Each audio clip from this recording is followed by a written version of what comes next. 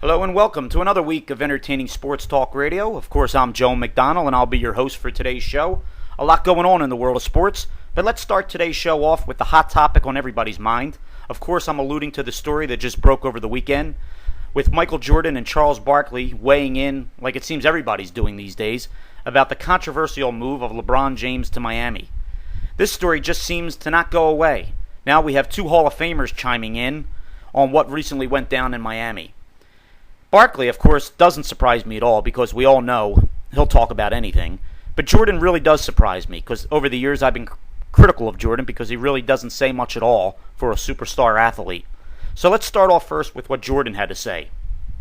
I'm paraphrasing, but basically what Jordan said was, in his heyday, he would have never picked up the phone and reached out to guys like Magic or Bird and basically pleaded with them to join forces in order to win a title. Jordan, I think, kind of understand where LeBron's coming from, but in the end he said he'd rather compete against guys like that rather than join forces with them. Barkley, never at a loss for words, was even more harsh than what Jordan had to say. Basically what Barkley said was, LeBron is not Michael, and after this move he never will be. Even if they do go on and win an NBA title, this will always be Dwayne Wade's team. Wow. Strong comments made by two of the greatest players in the history of the league. I'm sure this story is going to dominate the airwaves today. And before we get into the other events that happened over the weekend, let's just dive in a little further to the LeBron situation. Like I said, it doesn't seem like this story will go away. I know there's some people that actually applaud the move because in this day of the greedy athlete, LeBron is one of the few that actually took less money. So some people are actually commending him about that.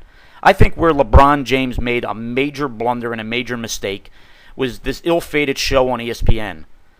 This is where it became a public relations nightmare for him. And I think he made it worse by the things he said or didn't say on that one-hour show. I know if I was his agent or his people, I would have not advised him to do this show. He should have made this decision quicker and more low-key. By doing it the way he did, he basically rubbed the nose of it in the fans of the NBA cities that were trying to recruit him, especially Cleveland. And even despite all this, he still had an hour for him where he could have made this less painful. And he came across like a scripted robot. I mean, this guy, all he basically had to do was, number one, he should have called Dan Gilbert, the owner of the Cavaliers, 24 to 48 hours in advance. I don't believe this crap that he woke up that morning and made the decision. If he would have called him in advance like a man rather than having some of his people do it and explained to him like a man why he wanted to go to Miami, I'm sure Gilbert wouldn't have reacted the way he did. So we have the rest of the afternoon to talk about the LeBron situation. Like I said, the phones are lighting up here. I'm sure you guys want to talk about this, and I'll get into my thoughts a little further. But there's other things also going on in the world of sports. Baseball, the pennant races are heating up. It seems the two-time defending National League champs, the Phillies, appear to be in a free fall as they lost again last night to the pathetic Cubs. Football, training camp is just around the corner. I'm sure you got questions about your favorite team as the new season will begin. So it's going to be a jam-packed show.